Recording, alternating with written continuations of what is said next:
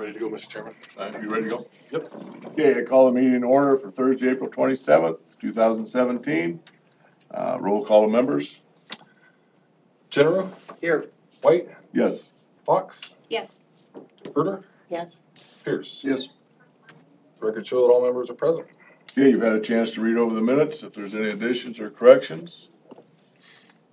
Otherwise, I'd take a motion to approve them. Move we approve. Second. Then move to second to approve the minutes. All in favor say aye. Aye. Opposed, same. Motion carried. Okay, we had to visit. I went out with Matt the other day to the site, so I visited it. So it's time for discussion on and a motion on that. Yes. What is your thoughts from your visits, from our visits? Looked to me like it's pretty obscure back in there. I thought it looked like a pretty good operation. Looked like it's run good. I thought it was, well, many people was bothering their view, in my opinion. There's ample space. There was discussion, just for the boards, last month when we had our meeting. There was discussion in regards to possibly limiting the number of vehicles as a condition for which ones he was going to have up there for sale. And so just you want to keep that in mind. We didn't have it down as a condition, but when you make your motion, you can limit it. In the past, we've limited it to 2 vehicles on site for vehicles for sale. That doesn't include the vehicles that he has for his septic business, but that would be vehicles that he is currently working on for sale. Yeah, I think we definitely want to limit put a set limit on 2 or 3, I would say. What's the board's wishes? You had 2 sitting there, right? You had 2 sitting and And third then kind of another- to the back, or the third, so they could probably, maybe do 3. Without, I'd say 3. 3? 3, sounds good. Is that kind of consensus. is there a motion to approve or deny? I'd move to approve, under the conditions we've set forth, and adding that only 3 vehicles be allowed to be on the premises to sell. Sell 2, 3 selling vehicles. Okay, you've heard the motion. Is there a second? I'll second. It's been moved and seconded. Roll call vote, please, Matt. Pierce? Aye. Fox? Aye. White? Yes, General? Aye. Herder? Yes. it has been granted. Okay, public hearing time. The public hearing will be conducted pursuant to the board's rules of procedures as adopted May 26, 1988. We will first hear the report of the planning director on detailed information and observations regarding the request, if not done so in written form prior to the hearing. Next, we will take the testimony of the applicant and his or her witnesses. Upon completion of the applicant's testimony, I will call upon members of the audience wishing to make a statement concerning the request. Persons in favor of the request shall be heard first, followed by those opposed to it. At any time during the presentation of testimony, the members of the board may interrupt to ask questions or to make comments on what they have been said. Upon completion of all testimony, the applicant will be allowed to make a closing statement to the board. Upon completion of the applicant's closing statement, I will entertain a motion to close the public hearing on the request. After the public hearing has been closed, we will then hear the recommendations, if any, of the planning director. Upon completion of all discussion, I will entertain a motion from the members of the board regarding the disposition of the application. Each speaker addressing the board shall step forward to the podium, state their name and address before proceeding with their testimony or evidence. I would ask that you would spell your last name. This board shall not be bound by strict rules of evidence, but does reserve the right to exclude evidence or testimony that may deem to be irrelevant, immaterial, incompetent, or unduly repetitious. As chairman, I will rule on all questions related to the admissibility of evidence, which may be overruled by a majority of the board. The board may grant continuances in case of good cause shown to any interested party who has entered his appearance. The board may at any time request a continuance of a hearing for the purpose of giving further notice, taking further evidence, gathering further information, touring the proposed site, or for such other reasons as the board may find sufficient. In such case, we shall state the specific reasons for the continuance and set a date, time, and place when the matter will be continued. All official actions of this board will be made at a public hearing by motion made, seconded, and polling of the membership. If conditions are imposed, such conditions shall be included in the motion or amendment thereto. A final decision will be prepared in writing and will be part of the public record of this board. Once this board has reached a decision on a case, that decision shall be final. Section 335.18 of the Code of Iowa states, any person or persons jointly or severely aggravated by any decision of the Board of Adjustments under the provisions of Chapter 335, or any taxpayer or any officer, department, board, or bureau of the county, may present to a court or record a petition duly verified setting forth that such decision was illegal, in whole or in part specifying the grounds of the illegality. Such petition shall be presented to the court within 30 days after the filing of the decision of the board, office of the board. Upon hearing that, I would ask a motion to open public hearing on case ZB 2017-02. So moved. Second. Been moved and seconded to have a public hearing. All in favor say aye. Aye. Opposed, same. Motion carried. Okay, it looks like Roy or Connie Mocha.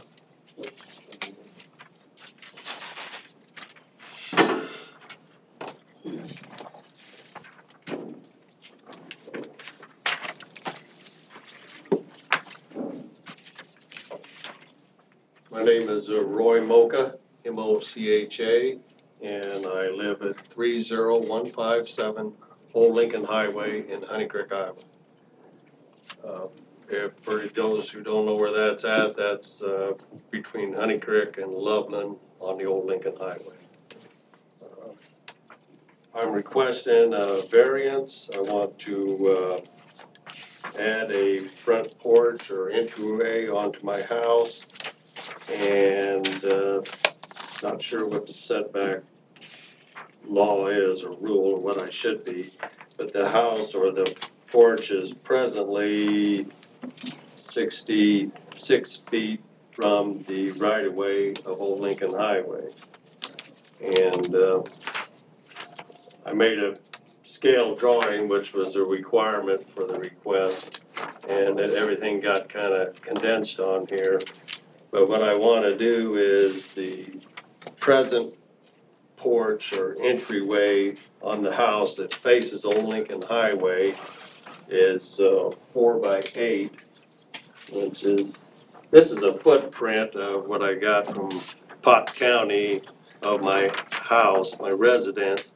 This 4 by 8 area is the front entryway of the house, and I'm proposing to go, I would like to go 2 feet closer to the highway so I can have a little bit bigger entryway into the house. And I can pass this around, I guess. It's in your We packet. have that. Oh, Yeah, yeah, it's in our okay, packets. okay. Thank you. Thank you, Lucas.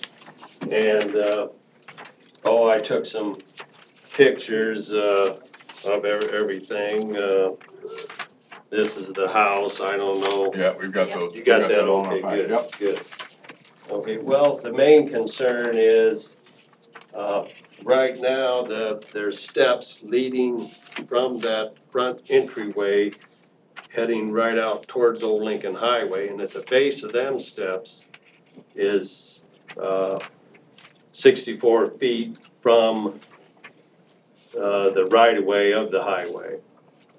And I would like to extend the deck out 2 more feet from the present dimension, closer to the highway, and then add 6 feet to the length of it.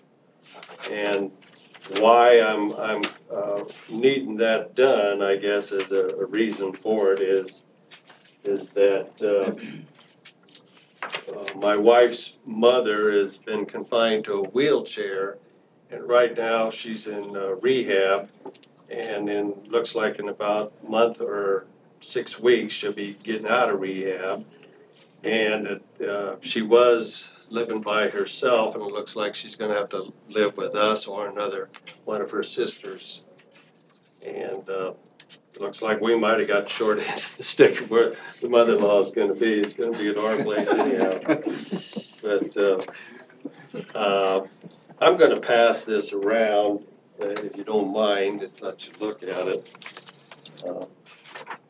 It's a picture of the front entryway, and you can see the steps that are coming out towards Old Lincoln Highway.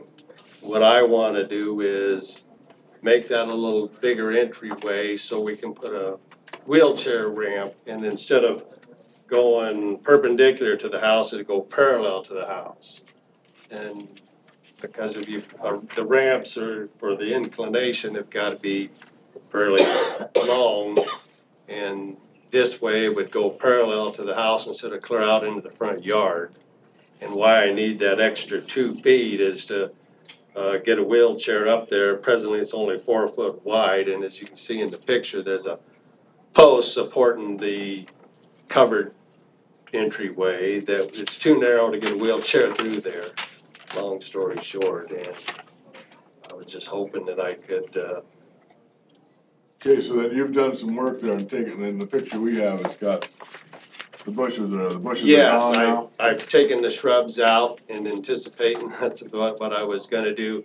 The wife wasn't crazy about them shrubs anyhow, and we thought if our variance failed, we would just have to, fix the porch that's presently there, and she wanted flowers or rocks or something in that area where them shrubs were. So yes, I did start taking out the shrubs, but that was just a cosmetic thing. Right.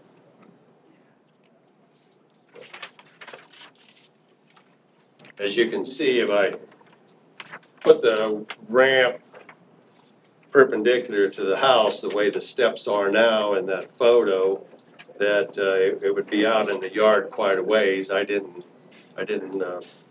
put a dimension on that, what it would be, but it would be out there at least 12 feet, I thought. The log, what your ramp has to be to get into the house. Of course, that would, I wouldn't be able to do that anyhow, because that would be getting too close to the highway. So that's why I wanted to make it, the ramp parallel to the house. In that way. So then your steps would be removed, Right, and basically your deck would come out about to where your steps are. Correct. Approximately. correct, yeah. I guess that's the long and short of it. I do have the. So what do you do with the post with the overhang, if you make your Well, deck bigger? I was gonna take that, my proposal was to take that, demo that completely off and put a new, covered deck on there, which would be the size of the proposed new deck, which was, 6 by 14. And then that way the post would be out a little farther away from the house, and then I could get a wheelchair. What about if you didn't cover it again, just left it a open deck? That would be an option, but, I think,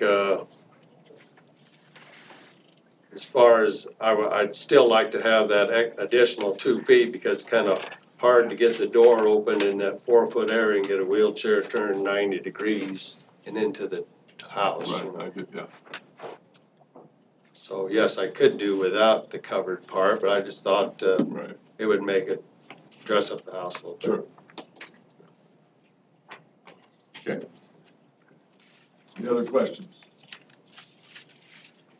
I did have one, I was, my neighbor's house, which just is to the south of me, he put an addition on. I guess I got some information here. In 1983, he added on to his house, and his present house is 60, he had to get a variance. His present house is 64 feet from the right-of-way.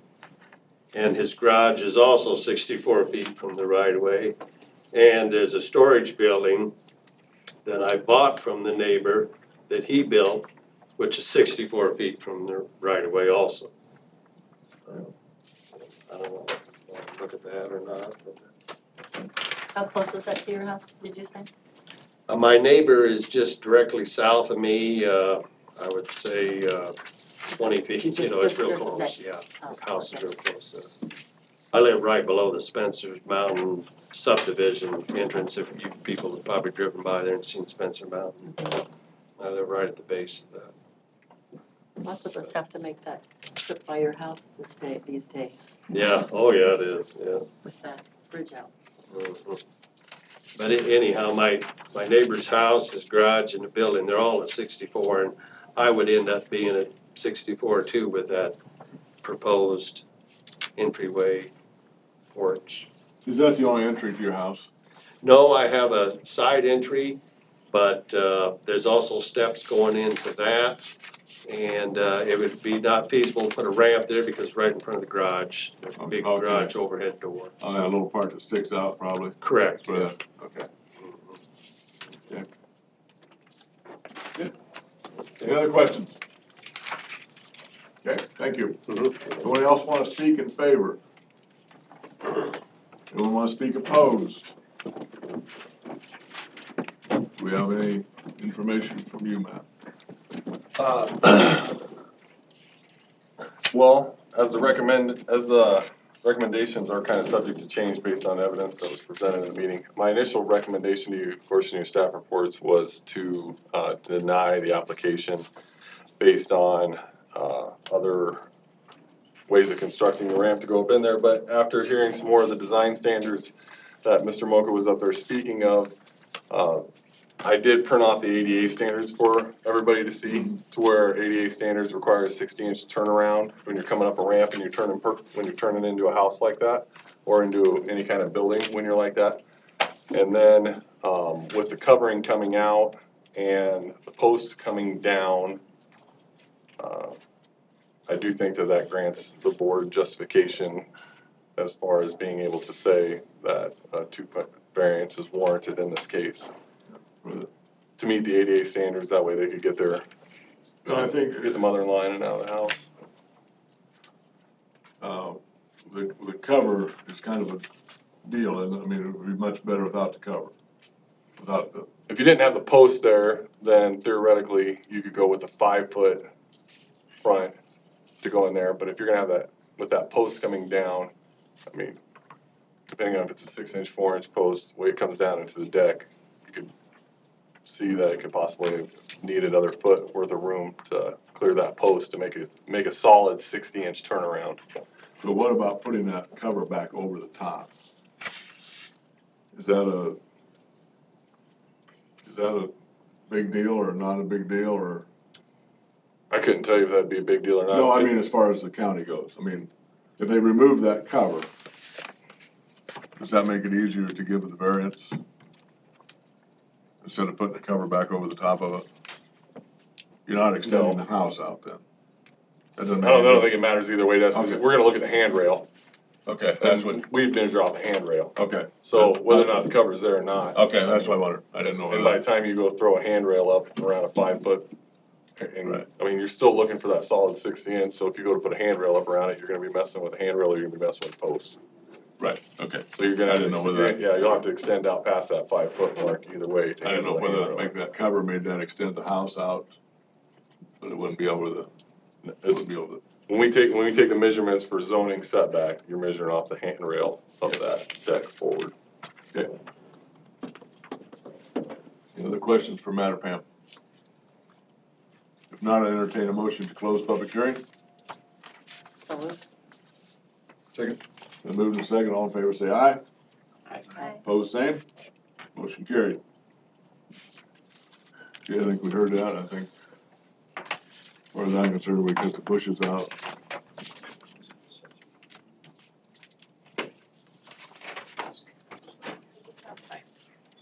After his comment about his mother-in-law, I think we ought to make it so we can get her in there. We have a motion? One way or the other.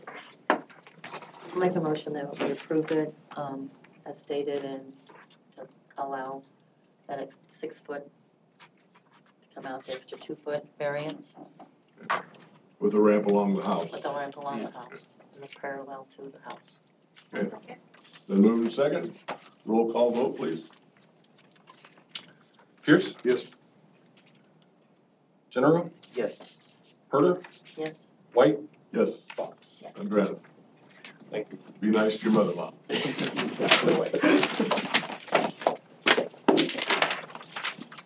Okay, I'll open a public hearing on case ZB 2017-03, Hitchcock's. Have a motion?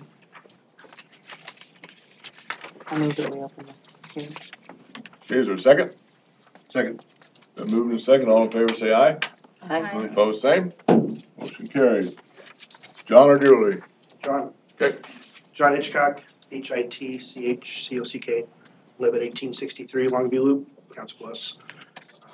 Asking for a variance for up to another 6 feet. I want to put up a garage on my property, a second garage, to store my personal property.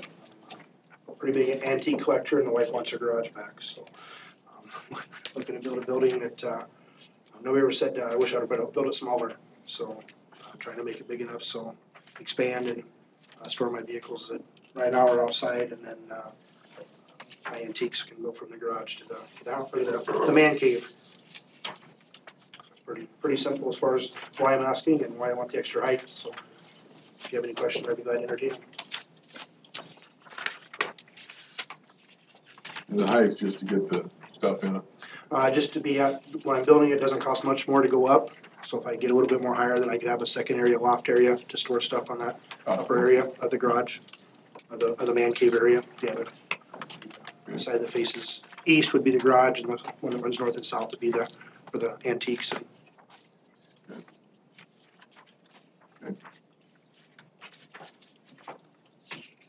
This isn't in a subdivision, is it? No. 4.9 acres. Yeah. Is what I said. Almost 5 acres out there. It'll be in the northwest corner of the property. Adjacent property is Dr. Warner. He's got a pretty good sized garage right next to me, which basically will sit right next to that garage on the line. So there's a big set of evergreen trees that I plan to take out on the north. The trees on the west side will stay. My neighbor Marilyn Drake is there. We spoke with her. First, we're going to take the trees out, and then a second thought where I put the setback 25 feet and then another 10 feet. We could keep them, and that made her a lot happier. So the trees to the west will stay, and 6 or 7 on the north will go out and adjoin the adjacent building. She also got a garage on her property that's 2 stories as well that sits just to the north of my property, or just to the west of my property. So. Any other questions? Are you gonna have like gravel or rock or pavement up on top there, or is it? Where you come up my lane, up the driveway, it's all asphalt now. Okay. That'll eventually be replaced. It's in kind of a bad condition now, a couple potholes. So I have to replace that with concrete down the road after the construction's over. Alright. It'll be concrete coming right up to the doors on the side that faces east. That's where the garage doors will be. It'll be garage floor, yep, be insulated, heated. Anything else? Okay, thank you. Thank you. Anyone else want to speak in favor? Anyone want to speak opposed? If not, Matt, do you have any advice for us? The recommendation of the planning department is to approve the application, subject to the following condition. The proposed buildings shall be set back a minimum of 10 feet from the side yard, 25 feet from the rear yard. Based on the following findings of fact, the property is not in a platted subdivision. The applicant's lot size is 4.89 acres, which is more than double the largest minimum lot size requirement in the R3 zoning district. The aforementioned facts reduce the potential visual and aesthetic impacts on the line of sight for which the height restriction was adopted. On hearing that, I'll ask for a motion to close public hearing. So moved. Second. Then move to second, all in favor say aye. Aye. Opposed, same. Motion carried. We have a motion one way or the other. Make a motion to approve. Is there a second? I'll second. Then moved and second, a roll call vote, please, Matt?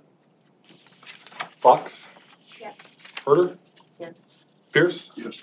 White, Yes, General. Yes. been granted. Thank you, Mark. Okay, I take a motion to open case ZA 2017-01. Is there a motion to open public hearing? Also moved. Second. Then moved and second, all in favor say aye. Aye. Opposed, same. Motion carried. David or Barbara?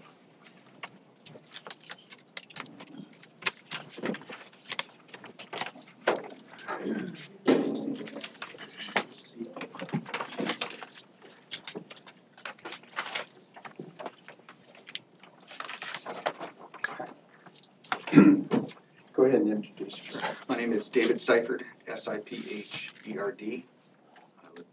have 72 to 75 acres between Council Bluffs and Crescent. I'm here about an ag exemption request. I am wanting to do a tree farm with my grow vegetables and fish production and flowers and bushes and plants on my property with my landscaping. So, that's what I'm here for. I'm Eldon McAfee. I'm here representing Mr. Seifert. I'm from that place way on the other middle part of the state. I'm an attorney in Des Moines, Iowa. Have worked with Mr. Seifert on this, on the ag exemption request. And I'm not here to do all the talking. I want Mr. Seifert to explain this to you. I just wanted to maybe start with giving you a handout as to how I see what the courts, how they leave it to an attorney to talk about courts, right? But the ag exemption is something that I have found in my work. It's a little unusual for me to be here on something like this. I'm kind of known as, in certain parts anyway, as the manure guy. I represent a lot of livestock operations, and one of the cases that is I think a bottom line case in this area is, I'm from Atlantic originally, and one county over here, and there was a case out of Cass County that where the Supreme Court looked at a hog building, whether that was agriculture. If I could step around here, Mr. Seifert. Again, I'm not going to do all the talking. I just want to get us started here. There's a one-page handout there if you want to. Mr. Wyatt. I think there's more coming there. It's just an outline of what I see as the interpretation, and I'll move through that quickly, and then we'll get to some photos and explain why we believe we qualify for the ag exemption. I have two definitions there. As you'll see, one is the Iowa Code and one is the Pottawattamie County Zoning Ordinance.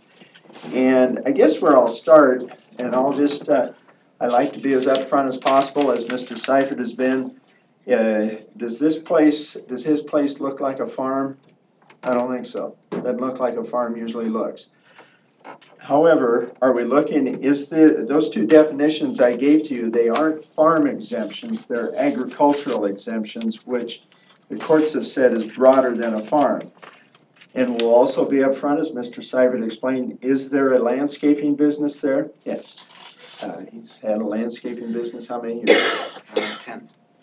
And we believe that the landscaping business itself has an agricultural component to it, as we'll talk about here, so that, again, we believe this property qualifies for several reasons, which we'll go through. But the main thing I wanted to start with is that, in my experience, a lot of people look at the ag exemption to county zoning as you got to be a farm. And that's the reason I mentioned the case that I worked on out of Cass County in the mid-90s, is the court had previously said a hog building is not a farm in the traditional sense. You don't raise your own corn, you feed the hogs for somebody else, etc. The Iowa Supreme Court said no. You look at what the structures do, what's done in those structures and on that land.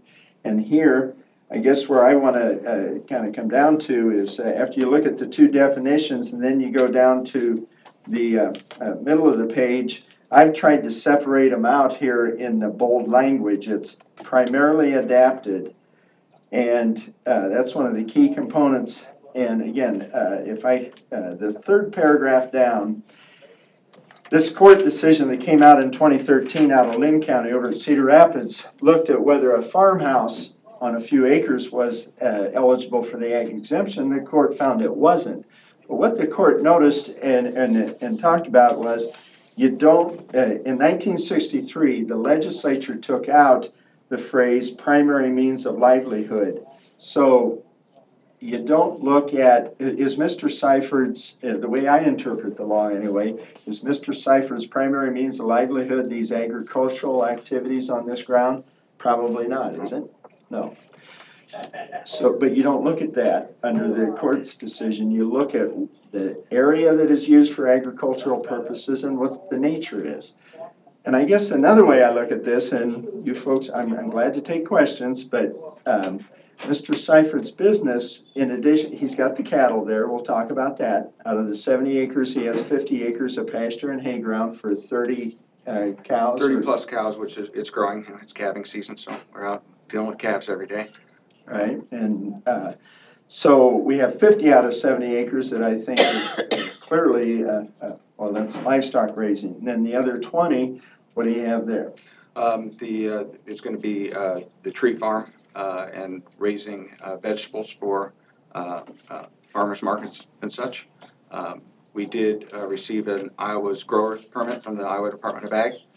We were inspected, and the inspector was out there and thought that the ground that we were going to be using was set up perfect for the tree farm. Recommended that we do a couple things as far as preparing the ground, which we're in the process of doing now.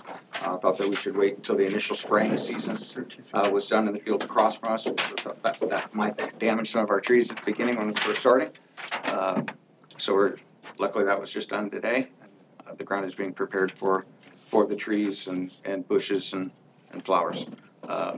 We will also be raising fish out there. Big fish person will be doing some tilapia and some ornamental fish for ponds and aquatic plants, lilies, things of that nature. You know, these ponds outside and part of that ground, Yes, sir. they're just dirt? I mean, Yes, sir. like- They'll have a rubber liner and Rubber liner, they'll be dug so- out at the side of a terrace so you can't see them, and then a rubber liner put in there and fish there. And then your landscaping business. So that's ran off of the property? The equipment is housed there, but that same equipment is used on the farm for the trees, will be used for the trees and for the vegetable production. And are you selling There- trees? There's no or- one that's going to be covered there for our use within our landscaping company. So There'll the be- trees go to the landscaping Yes, there'll be company? nobody coming to the property. It's not a showroom, there's nobody coming. Is that what your question was, whether if you drove out there, could you buy a tree? No. Okay. Sorry, sort of taking over the question. No, please. And then, so you have equipment out there that's used for the agricultural part with the trees and the fish and And for my cattle farm as and- well. Yes, ma'am. And also used for landscaping. So is that your main site for employees that come out? Like, is that where they start and where they end at Yes. the end of the day? But as the tree farm gets going, the majority of the hired hands will be working trees and things of that nature. How But many employees do you have? during the season, we have 20 hired hands, and during the off-season, we have 5. Many, the 20 will meet off-site, but we're doing things as, all landscaping related type things. I guess I would equate it to the farmer in the area that has hired hands that rents ground and goes things for their neighbors and rents his equipment for planting someone else's field or mowing someone else's hay. I think we're doing the same types of things. How many trees and how many acres is devoted to that? Well, at the onset, it will be 10 acres for trees and with area to grow for that, and about 2 acres for vegetables. So what do you do with these trees? When I plant one and watch it grow, what do you have to do to So that maintain it nicely? certainly, so there is a constant pruning of them and looking for disease control to make sure that we don't have bugs and that we don't have any sort of funguses or things like that starting and pest management, things like that. And there's quite a science to making sure that we plant the right bushes and things like that around so that we have great, good insects there to help take care of pests and things like that as well. Would also be good for surrounding properties as far as making sure that we have, bees and other good predatory insects that will help take care of pests. Another question. You just come this slowly.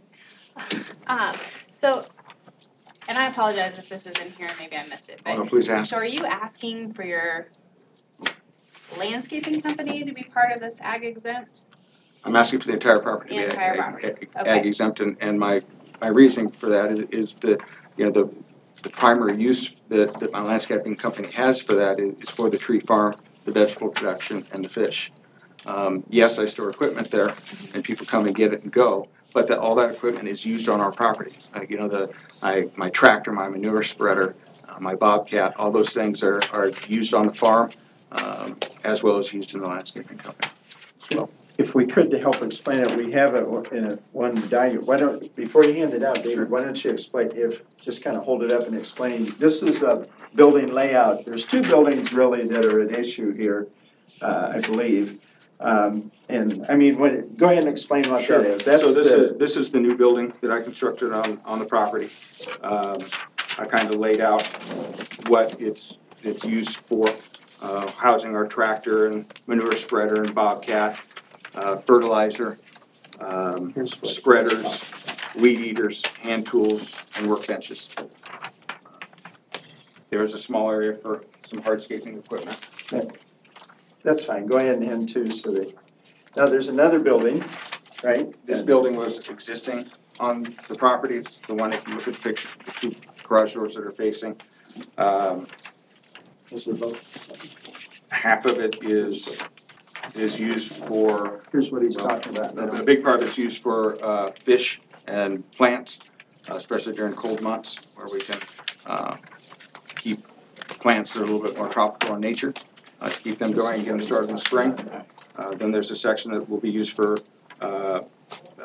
more advanced aquatic plants and fish, and then a section that's for an office. They have it. Is fish raising new to you, or have you done it before? I have been in the pet industry for 35 years, and that's really kind of what brought me to this whole thing.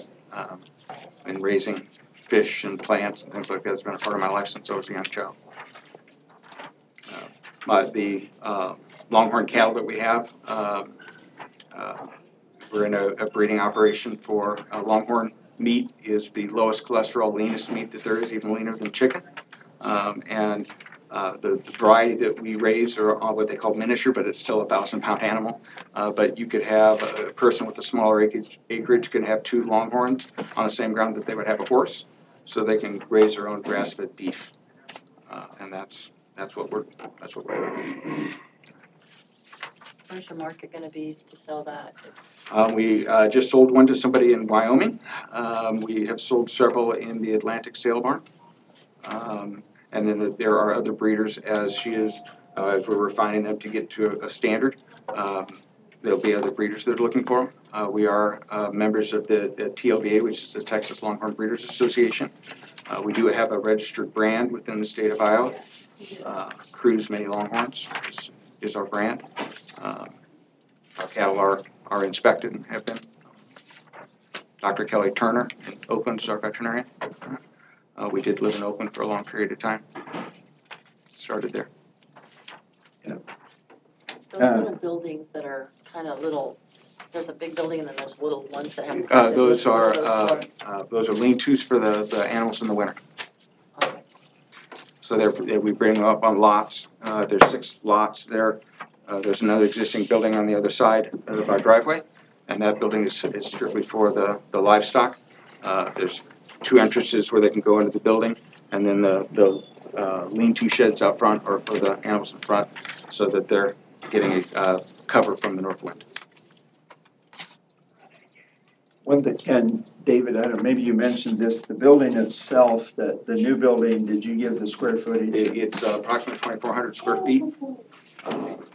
Of that, 500 or less will be used for equipment that I guess I would say would be not agricultural in use.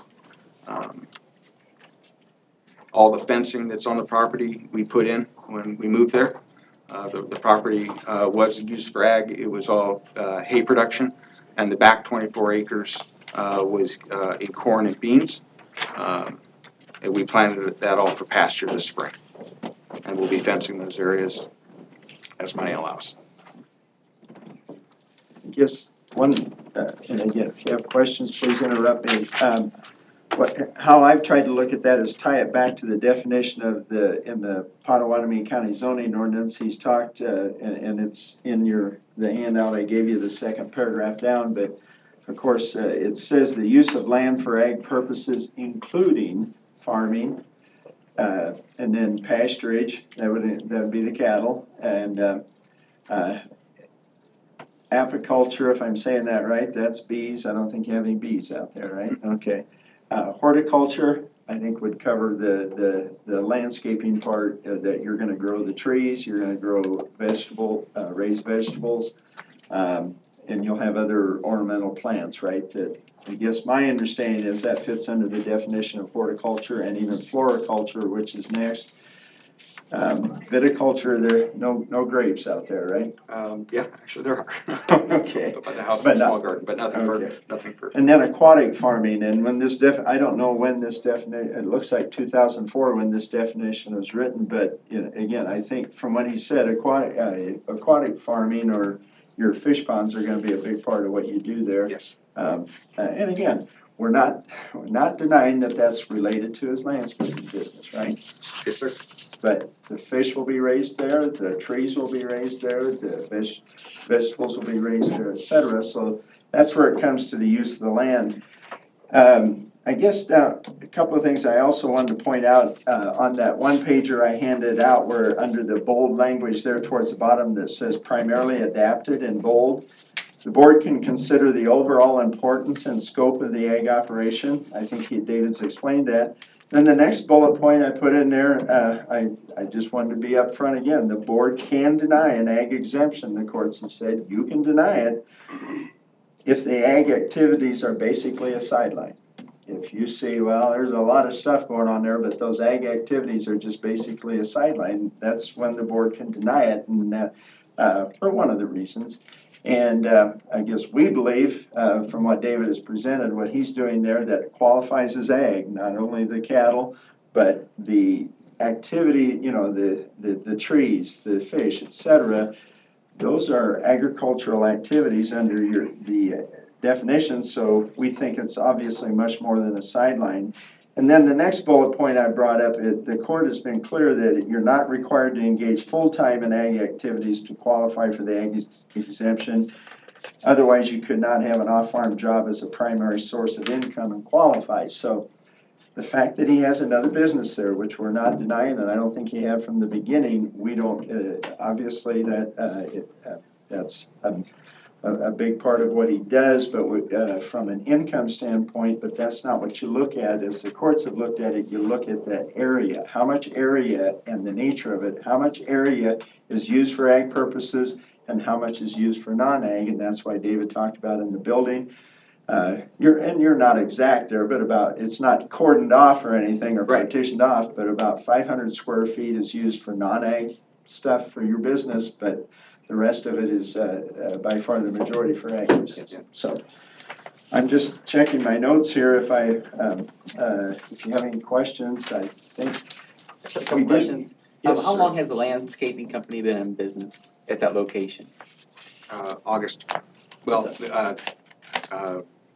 I moved in the August timeframe, and I would say that probably December is probably when we got the move all over there for the landscaping. So December of 2016. Yes, sir.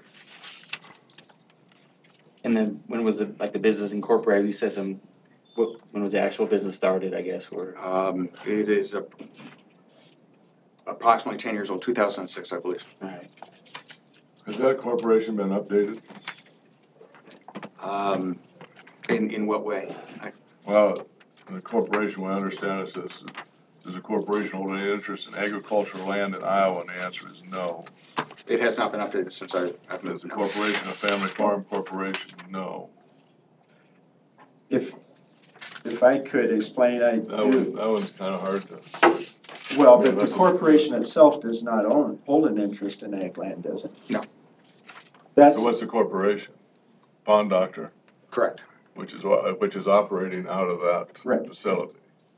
correct, but it doesn't hold an interest in the ag. Right, If I could, that form you're talking from, right. and maybe if I'm misunderstanding you, I apologize, but this is his biennial report for Pond Doctors, Inc., and the Pond Doctors Inc. itself does not own the land, you own the land. Correct. Right, So yeah, when he answered that question. Right. Okay, Yeah, good, all right. And I'm the majority owner of Pond Doctors. Right. I guess I'd like to throw this out there, you know, it has always been my wife and I's dream. Hers was the cattle and more production there. Mine was the tree farm and the fish. That is something that we have always aspired for. That's the reason when this property became available, this beautiful piece of property that we got it, was for those reasons. Right. And then, in case of it, when he answered the question, is the corporation a family farm corporation? It's probably a family corporation, but that doesn't qualify as a family Right, farm. yeah. Okay, all right, just one. The only other thing I have is to hand out, and I don't think this is anything, it's just a kind of a plat aerial map showing the boundaries of the property. I don't know that that's even a question here, but I just wanted you to have it. I'll hand another one around so you can. David, anything else you want? I guess I'd like to stress that, you know, the use of the property is always intended to be ag. That is what we purchased the property for, to do the trees, to do the vegetable production, to do the fish, and to do the cattle. That's what we wanted to use it for. This property lays out perfectly for those reasons. Having the Iowa Department of Agriculture come out and give us a permit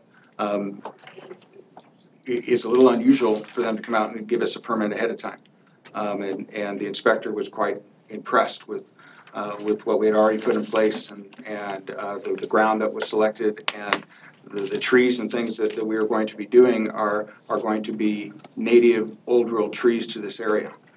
You know, I'm sure you're all familiar with the ash issues and the bur oak issues and some other things that we have going on in this area, and the trees and plants that we want to do are this zone hardy, are designed to be disease resistant, pest resistant, and good for the environment. And that's something that's very important to me, being in the animal business my entire life. Taking care of the land and the animals is of utmost importance to me and my wife, and that's why we selected this. If I could, I'd just like to end up with a couple of, at least from our standpoint. As I've looked at this, a couple of things come to mind, and you have your own thoughts, I'm sure. To me, it's somewhat similar to a farmer with a seed corn business. Maybe not. To me, you know, the seed corn business is selling something that the farmer didn't raise, et cetera. A lot of farmers do that, have a building to store seed corn, et cetera. I know, David, you mentioned that to me in the beginning. That's, you know, what's going on that property. Yes, there is a business there, a landscaping business where employees come, et cetera. But what is going on and will be going on will be ag related to produce for that business, right? Yes, sir. Yes.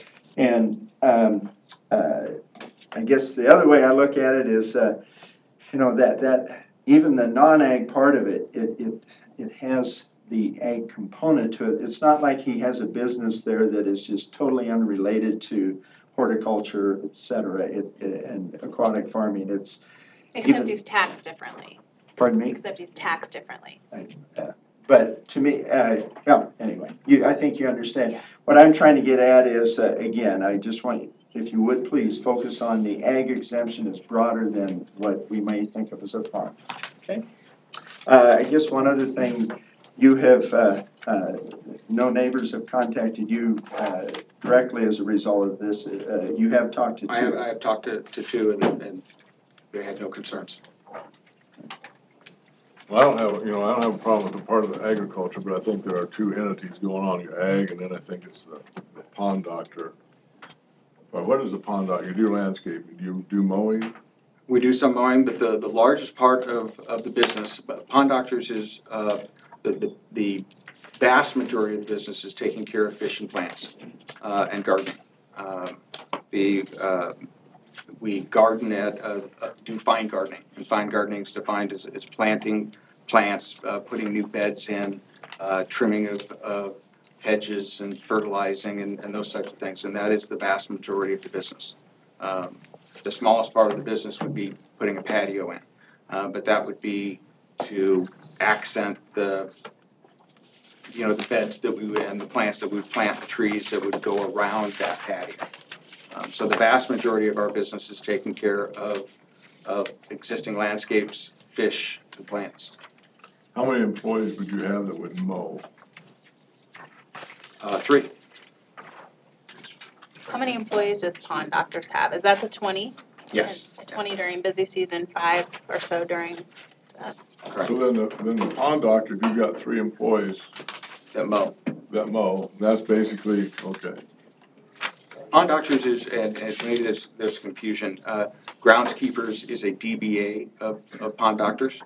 And so they're the same company. And the groundskeeper is the part of the business that does the fine gardening, the fertilizing, horticulture, trimming, planting of plants and that kind of thing. Pond doctors is the side of the business that takes care of fish and aquatic plants. So how many people do you have that would do landscaping, employees that would do landscaping or off farm, let's just say off farm work? Well, I don't mean to be quick, but they're all the dual purpose. They'll be working on the farm and off. There's nobody so that one won't. employee could work for Pond Doctors, and then does your ag They- business have a separate company set up? It's all under the pond doctors. Okay. And, Wait, your cattle. oh, the cattle are, I'm sorry. Your wife, son. Yeah, that is set up under that's called Cruise Mini Longhorns. Okay.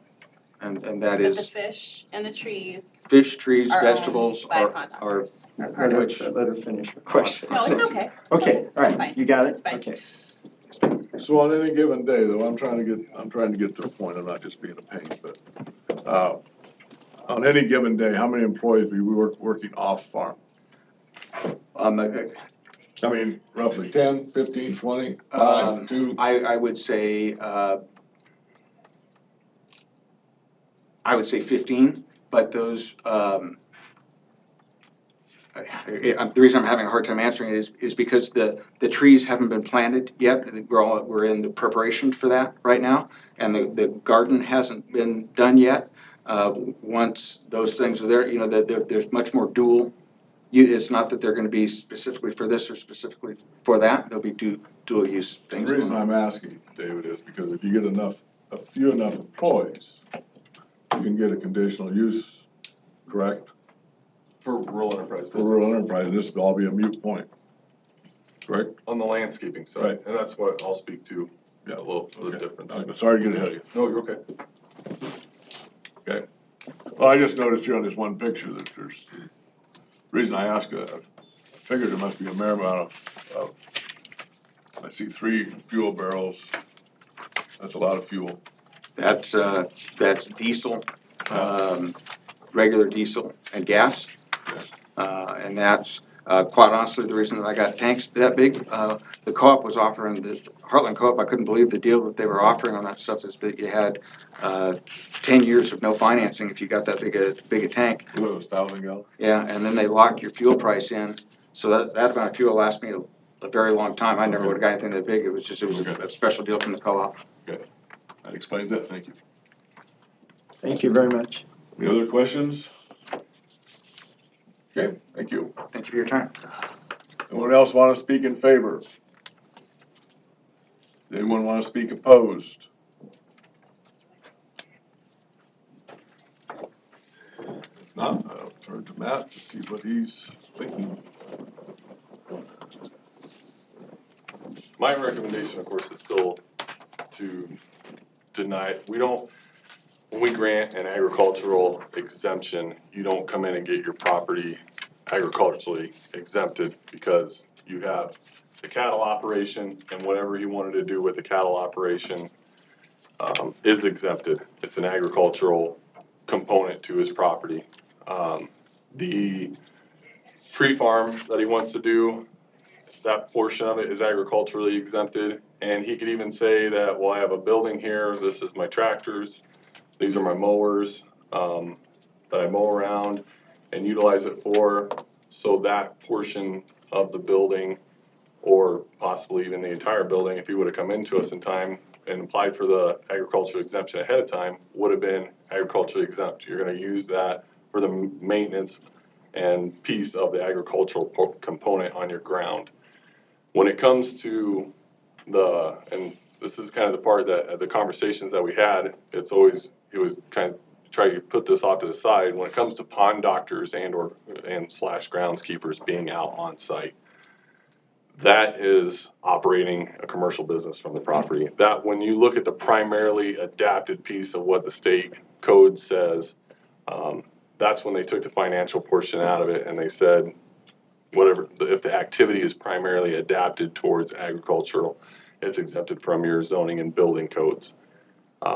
Operation of pond doctors on the site and having that number of employees come out to an area and then grab their pickups, grab their mowers, and then take off over to remote job locations inside city limits or whatever. That is the portion that is not ag exempt, is not primarily adapted towards agriculture. So when you're stockpiling landscaping materials and you're storing your pickup trucks for that business and or mowers, weed eaters, and trimmers, and employees are showing up, and you have an office space and those things, you can compare it to, and there's kind of some of the comparisons he used if you're looking at like a seed court operation. Well, it's somewhat the same sense as if you're looking at somebody who's going to go out there and sell farm implements. You're not going to be ag exempt because you're selling farm implements. Those are commercial operations, those commercial sales. And same when we look at people who do, we have 2 different operations in the county that do goat cheese sales. And they make and they process and they sell their goat cheese there on site. The portions of the building that are utilized for the harvesting of the milk and the processing of the milk and turning it into the cheese, that is ag exempt. We don't inspect those. They don't have to abide by the zoning and building codes. When you then turn that, then in their buildings, they have a retail sales floor portion of it where they bring their stuff out to sell it. Then that portion of the building is subject to building codes and zoning, and they have to be ADA compliant for the customers to get in and out. And it's those pieces that the state designed us to be able to look at that code and say, is this activity primarily adapted to agriculture? I don't, and my interpretation of it is that the landscaping portion of it is not. Having the snow removal business, that's an aspect of pond doctors. The lawn care is as a portion of it. Landscaping, water features, lighting, Christmas lighting, all those portions do not have anything to do. Is all of that stuff out there? I don't exactly know what's out there. We haven't actually been into the buildings to see what they have going on. He has a website up that is for pond doctors and the groundskeepers that shows the services that they offer. They did a Facebook posting showing the new building going up and the remodel of the interior of the other building, where there was new posts saying, you know, the new shop's almost complete. And so we have those postings that we did. He did come in when we got a complaint that they were building without a permit. One of our building inspectors did go out on site and they red tagged the project, which means you have to stop work until you come and get your permit. He did come in at that time. He did get his permit to finish it up, and we had conversations at that time about the ag exemption because the builder who built it, he said, I just assumed that he was ag exempt, and but then he did come in. They did get that building inspected from us, and at that time we started the conversations about, because I was starting to get complaints saying, you know, the increase in traffic out there was rather dramatic. It is on a gravel road. The number of vehicles that he had parked out there, the equipment that was kind of sat out there. Of course, everything was labeled pond doctors, groundskeepers, and so that was when he came in and he was, you know, I wanted to apply for my agricultural exemption, and it talked about the entire property, and I had asked for a letter from him requesting some more information, which he submitted to us, and then I submitted my letter of determination back to him, which led us to where we are today about the appeal on that determination. But I mean, we have several operations out in the county that a portion of it is ag, and then other portions of it are not. And this is really no different, in my view, of that. What's the definition of an ag exemption? Just, I mean, what is it? For the ag exemption, I can read it to you.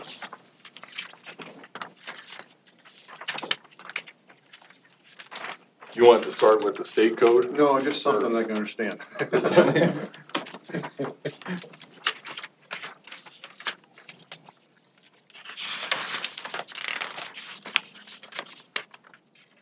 think you mean what does it allow you to do or Yeah, not what, do? yeah. Well, it would allow, so Pottawattamie County, our chapter, our zoning code, chapter 8, agricultural uses exempt.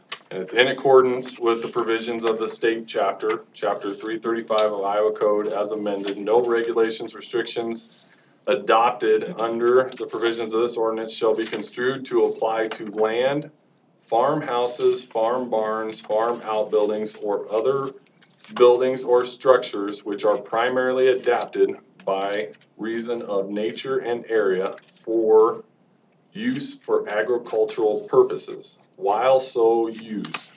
Provided, however, that that such regulations or ordinances which relate to any structure of a barn, dam, obstruction, deposits, excavations in or on the floodplains of any river or stream. So even farmers aren't exempt from floodplain regulations is what it's saying on that part. We have lots of buildings that we do floodplain development permits for that don't get building permits. But so while it's being, if it's intended for the use of agricultural there, it's ag exempt. So help me understand why, I'm sure there's a good answer, but why wouldn't this be a rural enterprise business? Too many employees. Too many employees. Is that the deciding factor on that? That was the path that I gave him, was that you could apply for a rural enterprise business. Okay. But I told him, from my understanding, just from the amount of stuff that was out there, I'm like, make sure you check our code section and that you can meet those code requirements. Because my understanding was that it was a lot of employees, and the rural enterprise business is meant for an incubator. You know, like we talked about at Mr. Hancock's property out there. Yeah, if you're out in the county and you want to start a small business, that's what that rural enterprise business is there for. Once you reach a certain size, then What is that size? it's 4 employees, or 10. it's 4 employees, or you need a greater amount of space other than 1,500 square feet. So once you reach that size, then that's when it's time for you to move inside the jurisdiction of a city where the services are there for you, the hard surface streets, the parking for your employees. It's not something that blends in with a rural area, much like, kind of what we got here with the complaints. I mean, it doesn't really blend in with what. You see, that's where that was we all, if, how many employees you have, then you do that, it'll probably be granted. There. So, are we talking about putting, of the 70 acres, he's got 50 that's fine ag, right? Because it's agricultural use, it's cattle and all that. We have 20 acres that is questionable, is that right?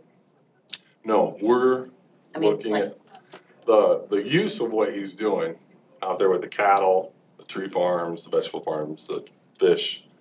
That's an ag use, and so that's that So part that's of not it. really what's the question. that's not an issue. No, the problem is that I think what their kind of interpretation I'm hearing is that because we do that as an ag use, we can have this landscaping business here, and that's not the way that the code is interpreted. Those uses are ag exempt, and yes, so I don't. There's no problem. But the landscaping business, your employees coming out there, getting their trucks, parking their vehicles, going out for the day, coming back, that's a business, and that's. Does this affect the land bordering? Is there any effect on the land, on the farm ground around him? I guess it's farm ground around him. If his is ag exempt, does that affect the adjoining properties to him? No, that's all throughout the county. There's acreages out there that, they're not ag exempt, and they go through they're confined by the zoning code and building codes. And then right next door, you might have of, you know, a farmer who owns 80 acres, and they are ag exempt. Are there covenants? Any type of, in the area? There is covenants in the area. Has that been amended? Did I read that? There was an amendment that had come through on one portion of their covenants that the Snyders, who owned the ground before Mr. Seifert bought it, went around and had the people sign off on the removal of operating a commercial business as part of one of their covenants. You cannot operate a commercial business off your property out there due to the covenants. You can or cannot? You cannot. Now? That, it was you could not. Okay, Now now I amended it they to- took that, they amended that out of the covenants. That's what I thought I So read. they Yeah, according to the covenants. They can operate, now you can operate a commercial business out of there, but they did miss one portion of the covenants. I mean, that says you can't park commercial vehicles out there. So the way it exists That's still now, there. you can run a commercial business, but you can't park your vehicles out there. Is that? That's the way their covenants Okay. read. I mean, yeah. Gotta walk to work.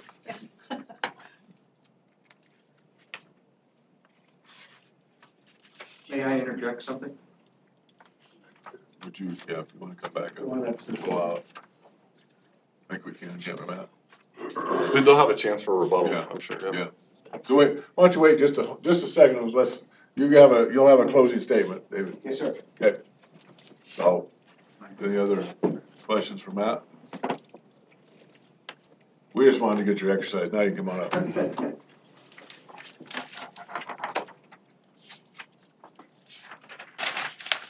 One thing that I was remiss in saying was that we do have off-site storage for snow equipment and Christmas lights. We rent several storage units in Omaha where that stuff is kept. Okay, then, why do the employees need to come to your site and then leave? Right now, it's because the equipment is there. Once the trees are in, vegetables in, they will be working there. Right now, they're doing maintenance on the property as well. You know, they mow for me, they do the gardening that is existing there on the property every day. They're fertilizing the property, getting it ready for the trees now, and doing site preparation, and that stuff is done every day. And there'll be more of that as the trees come in and as the vegetables are done, that there'll be a lot of that time will be spent every day there doing those things. So will you be hiring more employees then to No. do your mowing and No, that sort of stuff? what we have now is plenty to take care of what we do. At the beginning of a season, there's more work off-site, putting mulch down, planting the plants, those types of things. There's more things done off-site. Once you're a month into the season, a month and a half into the season, there's not as much of that going on, and there'll be much more work done on the tree. The trees and the vegetables and things require a lot of maintenance to be done correctly, to make sure that we are, following all of the Iowa Department of Agriculture's guidelines, to making sure that we're pest-free and fungus-free, and that we're setting up correctly to making sure that we don't have deer issues and those types of things, and the production of the vegetables. Vegetables, I think I stated, will be used for farmers markets, but one of the things that we also wanted to do is to be able to give back to food banks and that kind of thing. So there'll be a pretty large portion of that will be given to food banks in this area. We'll just keep trying to figure out how we could get this through with the amount of employees and variance. As I said, the vast majority of the hired hands every day work on that property. They do both. I think I used the analogy of one of my neighbors who has a fantastic large farming operation. They rent an incredible amount of ground in there. They actually rented my ground and did the farming on the back part of it last year. And the vast majority of their work is done off his ground, is not on his ground. He's renting his combine and his trucks and those types of things for things that are off his property. But at the end of the day, those employees still have to go make the landscaping business money. So they have to go off-site and they have to run your business. I mean, It they is have- doable, yes, but as the tree farm has not, we've only been there a few months. And so the tree farm has not been established, other than the initial work for it. And the the plants and the fish and things of that nature. So as that business develops, it will be the main source of income for that company. The fish and the things that we do and the raising of the plants, there's quite a lucrative market for things that are this zone hardy So because you'll of be the. selling those to your customers, right? Correct, and to other nurseries and things, because we'll be able to raise things that are this zone hardy and are not prone to the disease issues that have been prevalent in this area, because a lot of nurseries have brought in things from other parts of the country that were never meant to be here. And that's, so as the tree farm develops, and the fish and the vegetables will be a very quick money producer, and it will be very short order before the operations on the farm will be the main driving force, money-wise, for the business. And where are you gonna sell the fish, and how do you, that's awesome. It's aquaponics. So, in a couple different ways, to the customers of Pond Doctors. Also, I think I stated that I have a pet store, and a lot of it will go there. And then tilapia and things like that will go to some restaurants and things like that. We'll work out with. Matt, didn't you, this might be wrong, but you said like earlier today it was 10 acres for employees? Mm-hmm. So he's got 70 acres total. Couldn't that be, allow him up to 28 employees? Not on a rural enterprise business. A rural enterprise business, the way that it's stated in the code, your maximum amount that they base it off of is 10 acres. I mean, if you're gonna get that large of an operation, then that's at the point at which you Okay, should so move you in. can't multiply it times 7. No. Okay. Can't multiply it 10. That's well, trying. Okay, any other questions for David before we retire him? Okay, thank you, David. Okay, anything else, Matt, before we do closed hearing? Nope. Okay, on hearing that, I'll ask for a motion to close the hearing. I make the motion to close. Okay. Then move to second to close public hearing. All in favor, say aye. Aye. Opposed, same. Motion carried. And here we are. Would it help us to go out and look at the building and see kind of what's going on? I don't know if it would or not.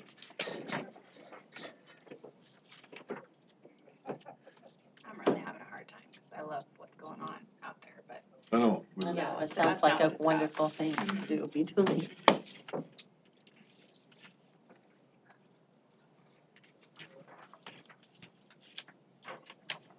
So we agree that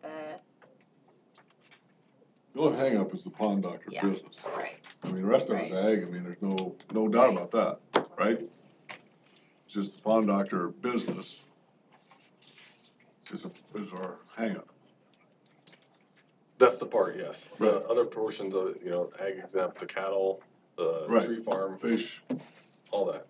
But when you have that number of employees showing up to an operation on a gravel road and leaving out of there every morning, that's what the whole theory of the rural enterprise business is about, is to keep those operations smaller. I mean, if you had a smaller operation and you're on that gravel road, could you get the rural enterprise business to run a landscaping business? Yeah. I mean, it's much like a contractor storage yard. You have, the boulders all stored out there, the big piles of mulch out there. But this size of an operation is just not meant for that area. And I mean, to me, it's obviously not ag exempt, but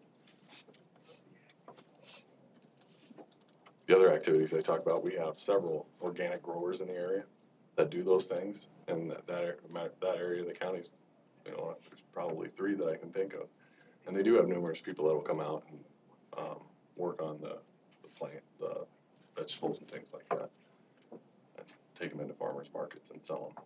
But that's the daily grind.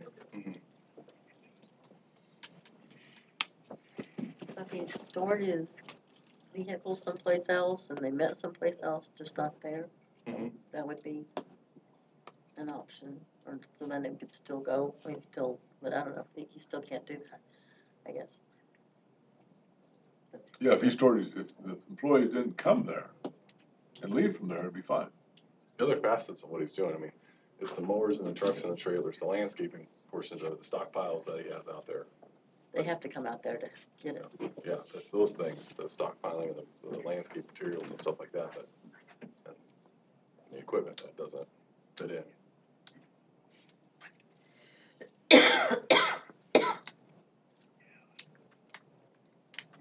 Okay.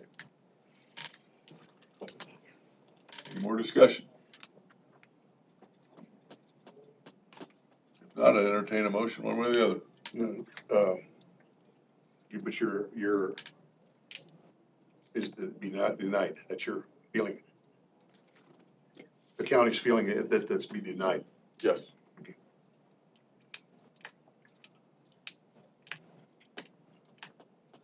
There is an avenue to, as we spoke, there is an avenue to get, a variance for the business if you want, there are steps to go through to get that. To be code compliant, yes. Right. I mean, there is an avenue. There is an avenue for a rural enterprise business, and there is possibly other avenues if it was, if the road got hard surfaced, that opens up more opportunity for them. How far are we talking, Matt? Like hard surface? Maybe, I think it'd be under a mile. I'm not exactly sure the exact distance, 205th Street. Yeah. 205th Street is already an official bituminous road. It would just be the extension of up to that far. But that does open up other avenues for them as well. So, I mean, really, there is two avenues that a person could go down. Are they, putting a road that, he would have to do that himself? We have had people in the county do that. That's expensive. But it's expensive. Yeah, expensive. Well, I mean, the definition change that we made has made it more affordable to people to do, because we did change the definition of a hard surface road to include the official bituminous roads. So you don't, 2 minutes road. that's the seal coat, looks like Oh, asphalt. Those- okay. It's just, Like the May I grinding, interject? grinding stuff. and at that point, you know, there have been people that have paid to extend it out. And the other option, that's one option. The other option is, To fall underneath of the rural enterprise business code and get the business to that standard, which would be no more than the 4 employees. You can still have the employees do the work on the farm, you're just gonna have 4 employees leave, correct? Yeah, we wouldn't be talking about the employees coming out there to work with the cattle or do the vegetables, It'd just be the employees leaving to go, to do the pond dock, Pond to dock. do the landscaping and the lawn mowing and snow removal. oh, very close. Okay, back to the motion part.